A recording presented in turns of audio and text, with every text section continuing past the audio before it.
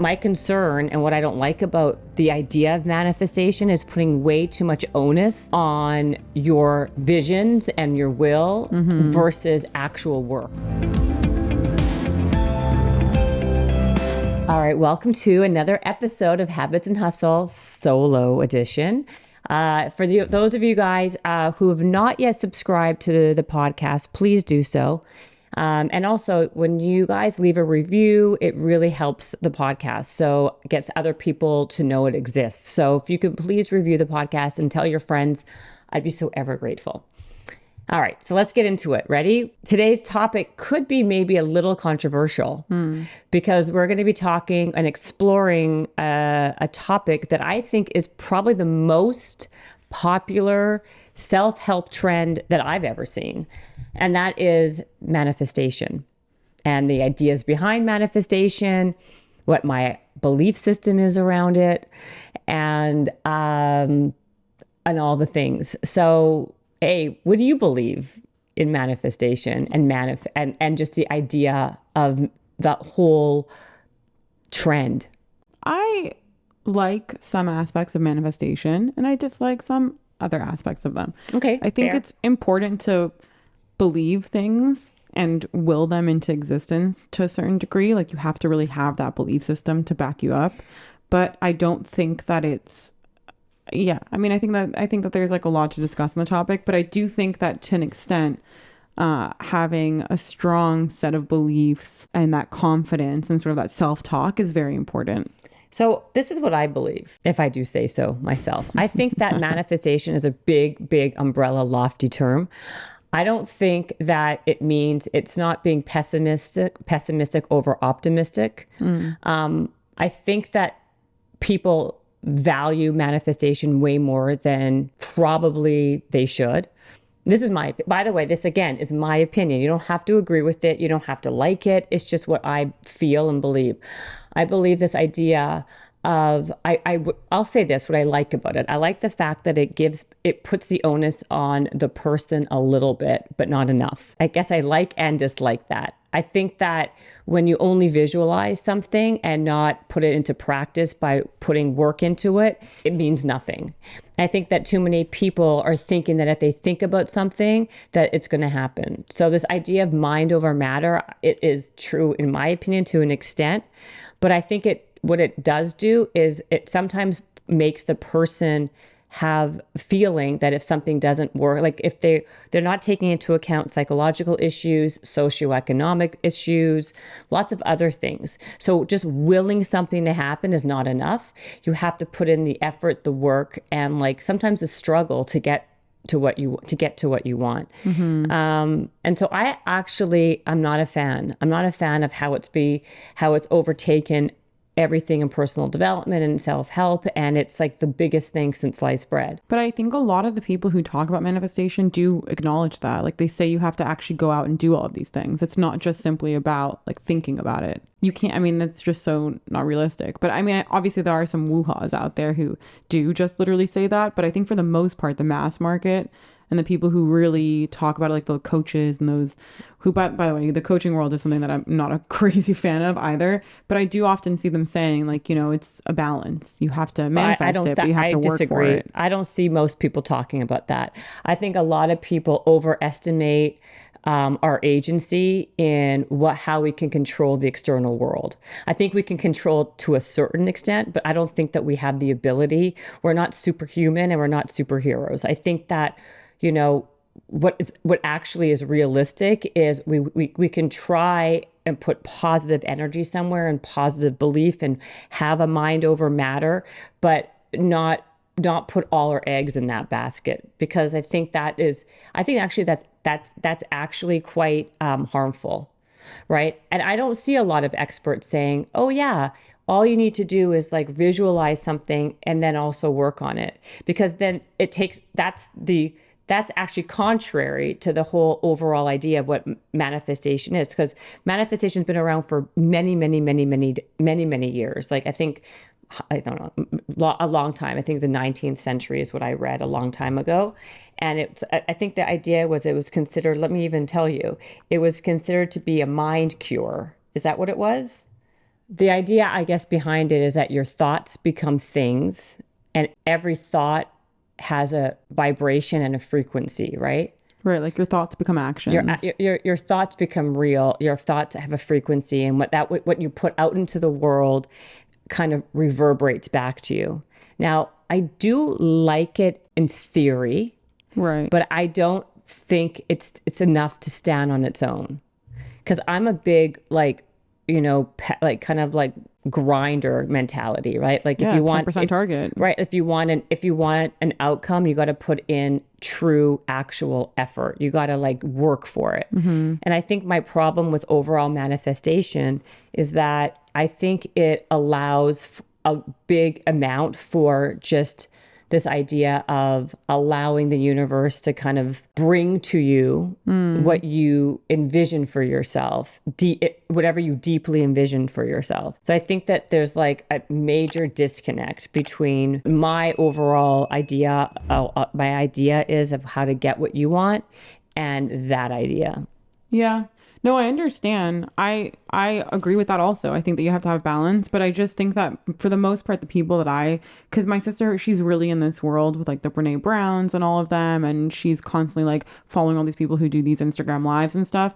And for the most part, what I hear is definitely that you need to attract things. Like manifestation is all about attracting stuff, right? It's the whole law of attraction. Right. Like But that's Rhonda. Who's her name? Rhonda, who wrote the book, The Laws of Attraction. But they do often discuss like the need for also actionable stuff. Like you have to also balance it out. You can't just, you know what I mean?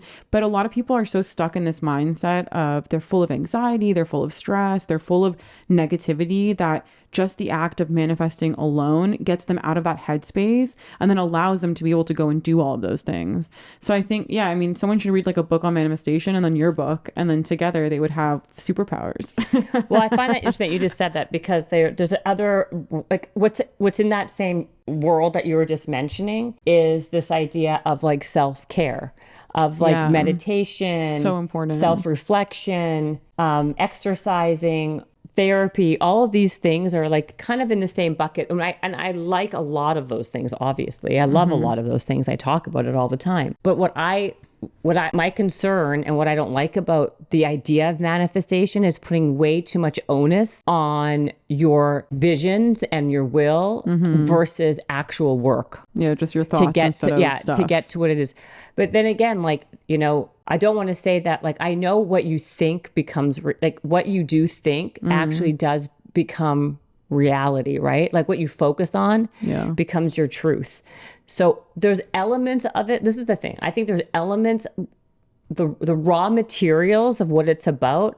Maybe I like it, but I think over time, and because of social media and all these like kooky coaches out there, no, seriously, Yes, which is really a problem, which by the is way. really probably the problem. They've like butchered what it really means at its essence, and then added all these other things to become this entire subculture of self-help, which I'm not someone who definitely like doesn't like very much, doesn't agree with. Yeah, the coaching what I don't world like. is, I think the coaching world is actually quite dangerous. Like, I remember you and Mark Manson talking about this in terms of the self-help world and some of the issues there. I think that there are serious scammers out there who are constantly just prying on people's insecurities and their low points in life to be able to get a ton of money out of them. And I think that's a huge problem in the coaching world. I feel like it's the number nonstop. It's crazy. It's the number one job on social media, right? Is coaching. That's how people are making their living. They're like selling, they have funnels and sales funnels, and they're preying, in my opinion, on people that are in a bad place in life, dark place in life, who are really struggling, who really have, don't have the wherewithal to discern from one or the other.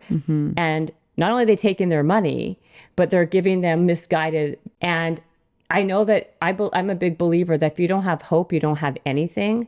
But misguided hope is really, really dangerous, in my opinion. So like, I'm all about giving people, as you can imagine, this is what my whole podcast is about, is giving people tactile, practical things that they can do to even make their life 1% better, 10% better, that they can actually take the ownership of themselves and create that. Now, if manifestation comes with, you know, not only are you supposed to visualize it, but then you also have actually like a plan to get from A to B to C to D. Great. But if it's just like willing it and putting all the agency on yourself as you have all the control what happens on the outside, because the other train of thought, and what is like people are talking from both sides of their mouth, is that you don't have control of what goes on out there, and all you can control is yourself. So if all that what you control is yourself, how do you then have control of all this external forces that you are supposed to be manifesting to like work in your favor? So when it doesn't work in your favor, when it doesn't happen, it doesn't work in your favor, then you go down a really dark rabbit hole. Because the part, like I said, is that people don't take into account all sorts of other ancillary things that are happening, like the socioeconomic, like any kind of like psychological thing or sickness or health issues. I mean, I just think it's a topic that needs to be really dissected. I mean, this is not maybe the best, only time we're going to talk about it. It's just opening up this conversation a little bit to a conversation that's beyond just, yeah, like it's a vibration and mind over matter. And if you achieve it or believe it, and it will happen, or whatever, all these like nice cliches, I feel like something that would be important is, because some people do like life coaches, like they really would like to have them, and some of them are really great. Some are great, for sure. But I think what would be a really good tangible thing is like helping people understand how to discern between the good ones and the bad ones, because there are so many of these people out there that are spewing BS, but then there are also like real treasures out there that can actually help you. And it's also individual. One person might work great for one person and not for another. And so I think that would be a really good actionable item to be able to help people see like, okay, well, that's something I should be wary of. Someone who's always trying to upsell you on something is somebody that you should be cautious of. If they're consistently trying to upsell you on various products or digital products or this, that, and the other that they have, that's definitely of concern in my eyes. Anybody who's consistently trying to get you to come to like 10 different retreats and wants you to pay for the bonus and the gold and the VIP and the silver.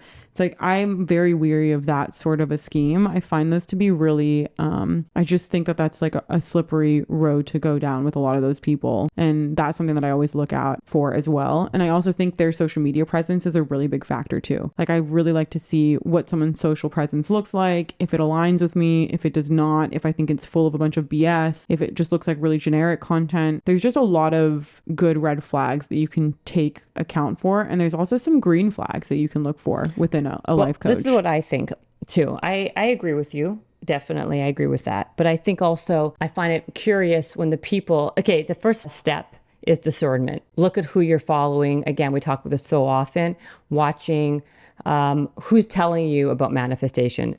Key right there.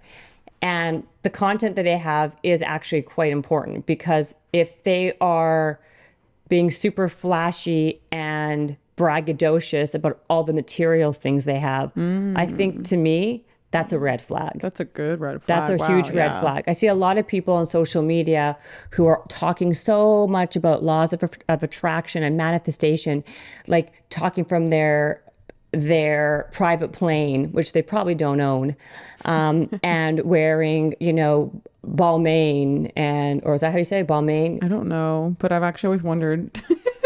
I think it's Balmain. Wearing Valentino, Balmain, wearing really expensive clothes, and who are basically trying to sell you a life of material riches. To me, such a turnoff and a major red flag. Okay, so to me, if you're seeing these things, probably you shouldn't be taking their advice. And they're offering you like crypto finance advice. Yeah, definitely run. They're offering you crypto finance, exactly. Our NFT stuff, run for the hills. But, again, this is really about just opening up a conversation that's beyond just taking things at face value. I really am about, and I really try to shed any type of light and, pose a question that maybe, you might be thinking but not sure of. Maybe it can be you can glean some insight from the two yahoos on this podcast to think about something differently. But I really believe that manifestation has really taken over in terms of personal development and self-help, and to really think about what that entails. And if you are somebody who is a big believer in it and it's something that's really helped you, I'd love to hear your story. I'd love to hear how it has. Please share in the comments, let me know, and we can revisit the conversation. Yeah, definitely. And drop it in the Facebook group while you're at it. Tell us your story. Exactly. And nothing ever, I want to say this, I want to end with this, nothing ever replaces good old-fashioned hard work, period.